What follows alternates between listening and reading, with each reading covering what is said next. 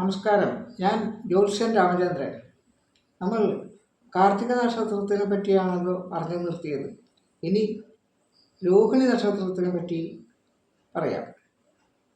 രോഹിണി നക്ഷത്രം 1-ാം പാദത്തിൽ പിറന്നവൻ ധനവും അഴകും ഉള്ളവനും ജീവിതത്തിൻ്റെ കാൽഭാഗവും അരഞ്ഞു നടക്കുന്നവനും അരഞ്ഞു നടക്കും സമയം അന്യരെ ദ്രോഹിക്കുന്നവനും ക്ഷമയില്ലാത്തവനും ധീരനും രോഗിയുമാകും.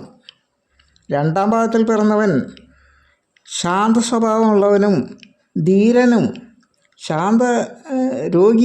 രോഗിയും അന്യരിൽ ഭക്തിയുള്ളവനും സൽഗുണനും സത്യം പറയുന്നവനുമാകുന്നു. 3-ാം പാദത്തിൽ പിറന്നവൻ ഗണിതശാസ്ത്രത്തിൽ വിദ്വാനും സംഗീതം അറിവുള്ളവനും മന്ത്രവാദിയും സുഖവാനും പുരാണങ്ങൾ അറിഞ്ഞവനും ആകുന്നു.